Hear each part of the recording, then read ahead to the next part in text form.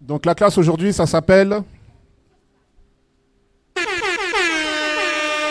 Un esprit saint dans un corps saint. Donne-moi Baruch chapitre 4, le verset 8.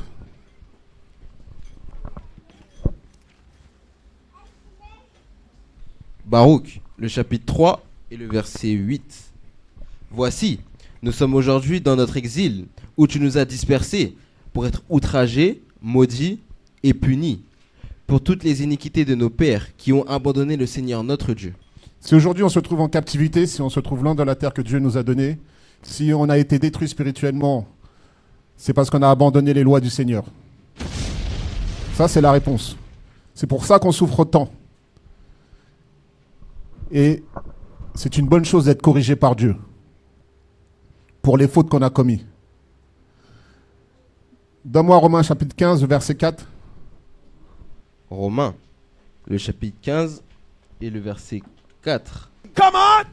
Car toutes les choses qui furent écrites autrefois furent écrites pour notre érudition, afin qu'au moyen de la patience et du réconfort des Écritures, nous puissions avoir l'espérance. Reprends, s'il te plaît. Car toutes les choses qui furent écrites autrefois furent écrites pour notre érudition. Toutes les choses qui ont été écrites autrefois ont été écrites pour notre éducation. Que ce soit dans l'Ancien ou dans le Nouveau Testament. Comme le Christ le dit, je viens dans le volume du livre. Toutes les choses qui ont été écrites, ils ont été écrites pour notre éducation. Donc si on veut être éduqué correctement selon la volonté de Dieu, nous devons suivre tout ce qui est écrit. Nous devons lire nos 4 chapitres par jour, regarder des classes, étudier. Continue. Afin qu'au moyen de la patience et du réconfort des Écritures, Afin qu'au moyen de la patience et du réconfort des Écritures, les Écritures vont nous donner du réconfort parce que nous nous trouvons en exil, loin de la terre que Dieu nous a donnée. Continue. nous puissions avoir l'espérance. Nous puissions avoir l'espérance d'un jour de rentrer chez nous, d'avoir la vie éternelle, de dominer sur les nations, de porter nos couronnes, de ne plus jamais souffrir. Donne-moi Deutéronome chapitre 10, le verset 12.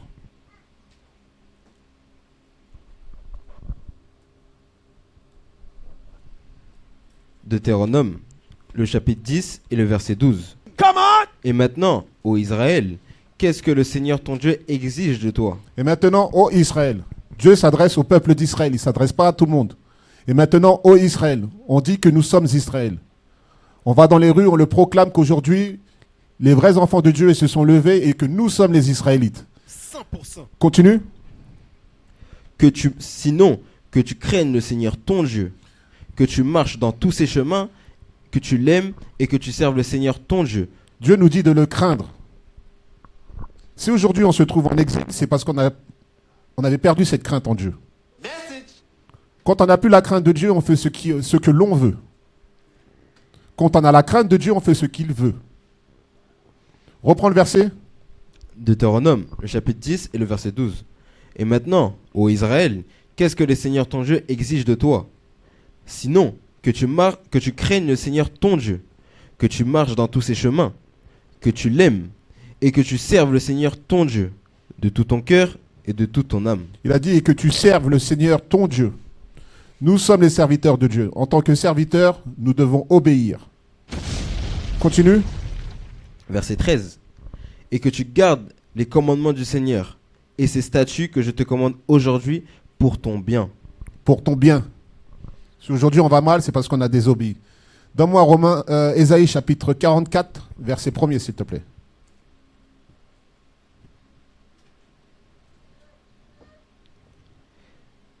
Ésaïe, le chapitre 44 et le verset 1er. Come on! Mais maintenant, entends, ô Jacob, mon serviteur, ô Israël que j'ai choisi. Qui est le serviteur de Dieu? Israël. Reprends encore. Mais maintenant, entends, ô Jacob, mon serviteur, ô Israël que j'ai choisi.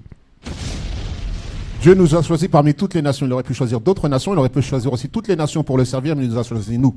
That's right. Du fait qu'il nous ait choisis nous, on en revient à dire, on doit faire ce qu'il nous demande.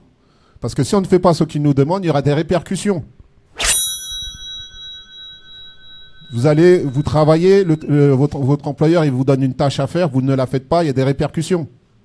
C'est partout pareil. Donne-moi Romains chapitre 6, le verset 16.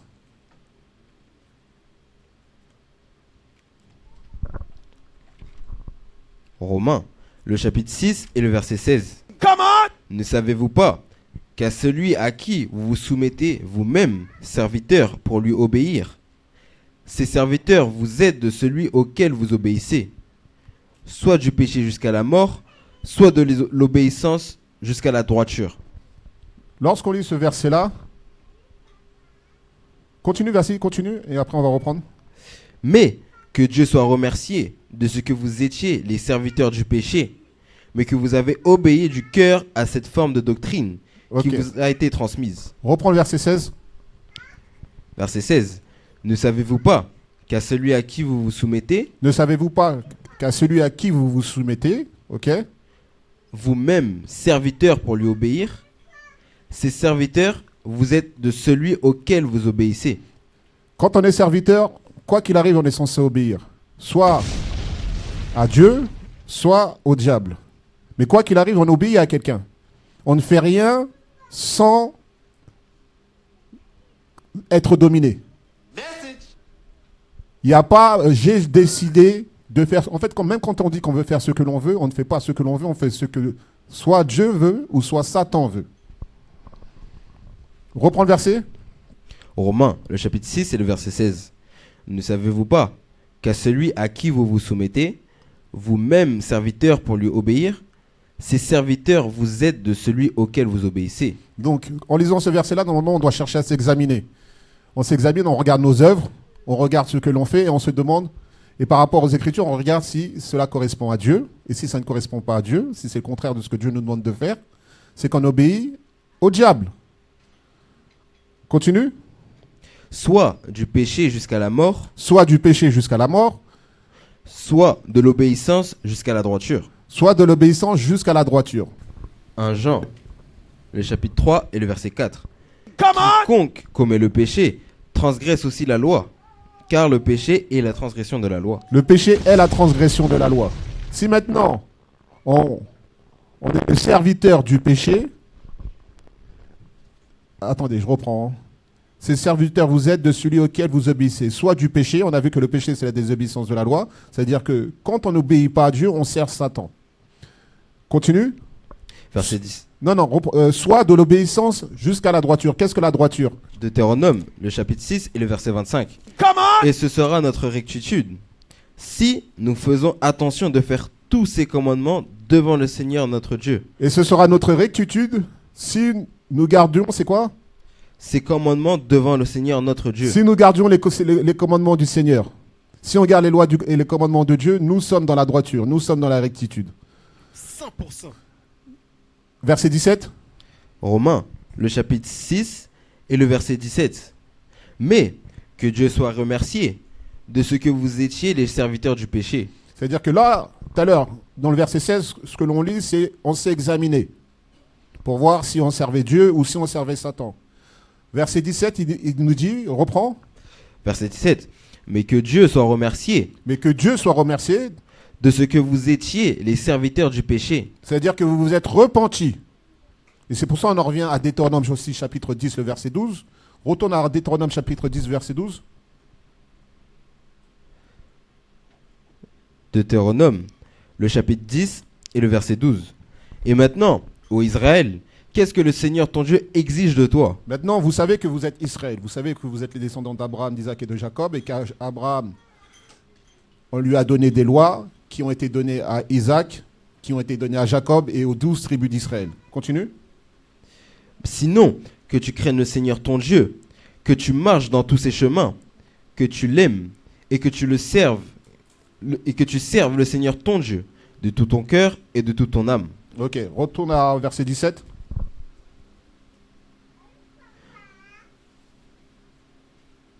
Romains, le chapitre 6 et le verset 17. Come on! Mais que Dieu soit remercié de ce que vous étiez les serviteurs du péché, mais que vous avez obéi du cœur à cette forme de doctrine qui vous a été transmise. Ok. Donne-moi Proverbe chapitre 4, verset 2. Proverbe, le chapitre 4 et le verset 2. Come on! Car je vous donne une bonne doctrine. N'abandonnez pas ma loi. Je vous donne une bonne doctrine, n'abandonnez pas ma loi.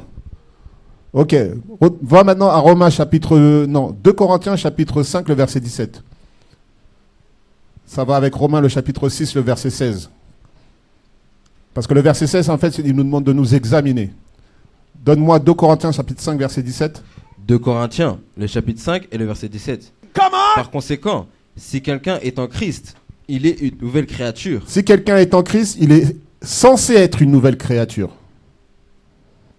Reprends. Par conséquent, si quelqu'un est en Christ, il est une nouvelle créature. Les choses anciennes sont passées. Voici, toutes choses sont devenues nouvelles. Toutes choses sont censées être nouveaux. L'ancienne personne que l'on était, on est censé l'avoir mis dehors. That's Et l'avoir remplacée par une nouvelle créature qui, elle, suit les lois et les commandements de Dieu. Qui, elle, se soumet avec crainte à Dieu. Donne-moi Romains chapitre 12, le verset 1er au verset 2.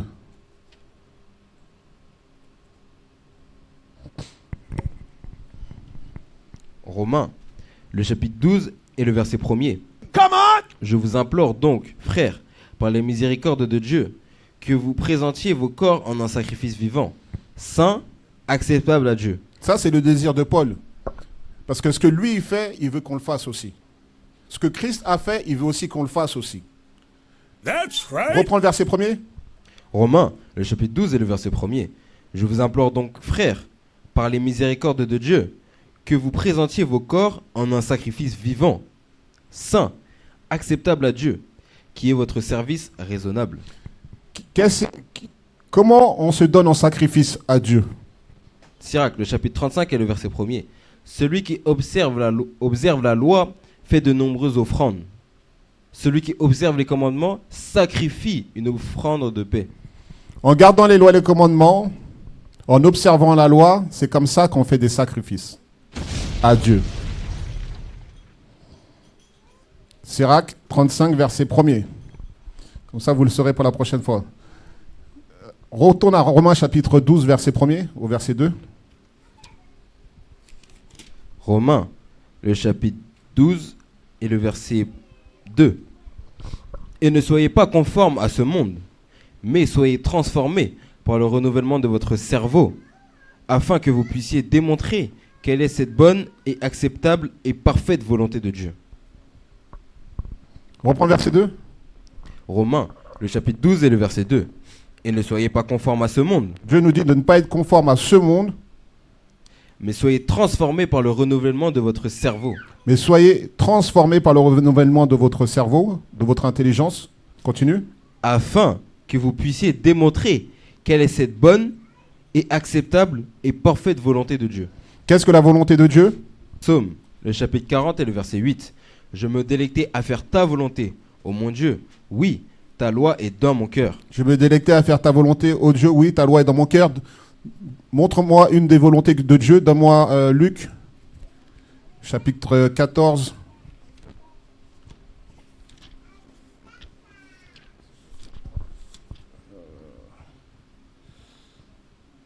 « 23.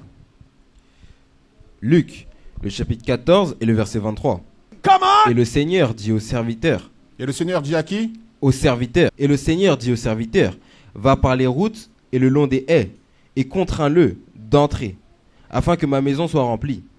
Ça, c'est une des volontés de Dieu. Dieu il veut que ses serviteurs aillent dans les rues et qui contraint ceux qui sont dehors de rentrer, c'est-à-dire de revenir aux lois et aux commandements. Ça, c'est une des volontés de Dieu. Mais dans la Bible, on en lit plein. Donne-moi par exemple Ézéchiel chapitre 3, le verset 17. Ézéchiel, le chapitre 3 et le verset 17. Fils d'homme, je t'ai établi sentinelle sur la maison d'Israël. C'est pourquoi tu entendras la parole de ma bouche et tu les avertiras de ma part. Continue. Lorsque je dirai au pervers, tu mourras assurément, et que tu ne l'auras pas averti, et que tu ne lui auras pas parlé pour avertir le pervers de son mauvais chemin, afin de sauver sa vie. Ce pervers-là mourra dans son iniquité, mais je te requerrai son sang de ta main. Ça, c'est une des volontés de Dieu. Dieu, il a dit, Fils de l'homme, je t'ai établi sentinelle sur la maison d'Israël. Par conséquent, écoute la parole de ma bouche, avertis-les de ma part. Dieu veut qu'on aille dehors, ou dès qu'on a l'opportunité de pouvoir enseigner quelqu'un à savoir qui il est et ce qu'il doit faire, il faut le faire. Parce que c'est un commandement, c'est la volonté de Dieu. Ok, donne-moi Matthieu, chapitre 9, le verset 17. Parce que ce qu'il faut comprendre, c'est que comme le titre disait, un esprit saint dans un corps saint. Dieu ne peut pas être en nous si on est dans le péché. Dieu nous demande d'être obéissants. Mais pour ça, il faut qu'on se soit repenti et qu'on soit une nouvelle créature. Donne-moi Matthieu chapitre 9, verset 17. Matthieu, le chapitre 9 et le verset 17. Come on! On ne met pas non plus le vin nouveau dans de vieilles bouteilles. Le vin nouveau, c'est quoi? C'est la nouvelle personne que vous êtes censé être. On peut pas mettre un esprit nouveau en ayant nos anciens comportements. Reprends le verset. Matthieu, le chapitre 9 et le verset 17. On ne met pas non plus le vin nouveau dans de vieilles bouteilles. On ne met pas non plus le vin nouveau dans de vieilles bouteilles. Donc Dieu nous demande d'être une nouvelle créature, une nouvelle personne, pour pouvoir recevoir quoi? Le vin nouveau. Continue. Autrement, les bouteilles se cassent, le vin se répand et les bouteilles périssent. Continue. Mais on met le vin nouveau dans des bouteilles neuves. On met le vin nouveau dans des bouteilles neuves. C'est-à-dire que pour recevoir un nouvel esprit, à savoir celui de Christ, nous devons être une nouvelle créature. Nous ne devons plus être l'ancienne créature, parce que les deux ne vont pas ensemble. L'esprit de Christ avec les anciens comportements, ça ne marche pas ensemble. That ain't gonna work. Et les deux sont conservés. Et les deux sont conservés. Donne-moi Sagesse, chapitre 1, le verset 4 et le verset 5.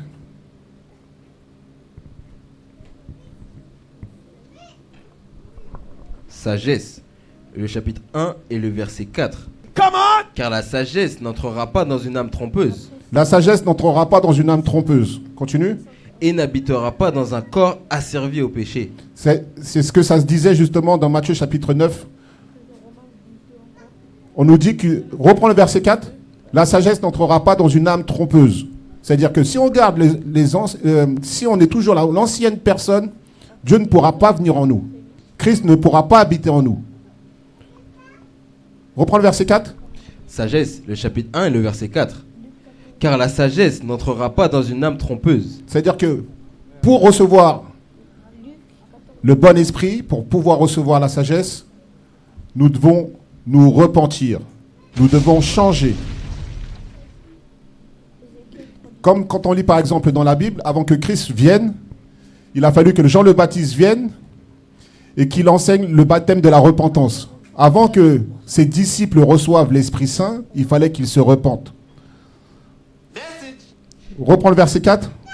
Car la sagesse n'entrera pas dans une âme trompeuse et n'habitera pas dans un corps asservi au péché. Car un esprit saint et discipliné fuira la tromperie. Car un esprit saint et discipliné fuira la tromperie. Ce qui veut dire que Christ ne viendra pas en nous. L'Esprit Saint, nous ne l'aurons pas. L'esprit d'obéissance, nous ne l'aurons pas. À savoir, par exemple, à se rassembler pour les fêtes, on ne le fera pas. Mentir, ça on le fera. Voler, ça on le fera. Forniquer, ça on le fera. Mais Christ n'entrera pas en nous si nous sommes toujours avec ces mauvais esprits. Reprends le verset 5. Verset 5.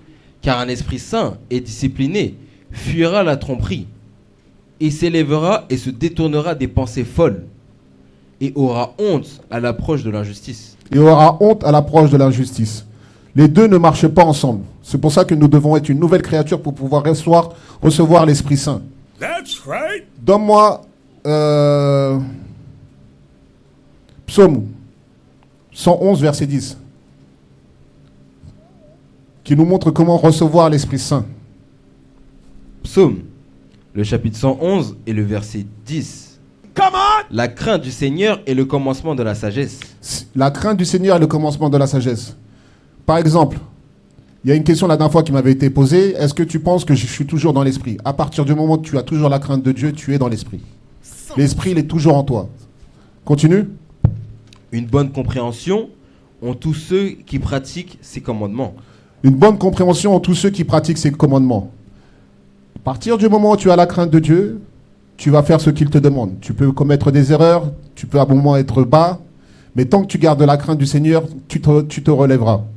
Et cela montrera que son esprit est toujours en toi. Donne-moi-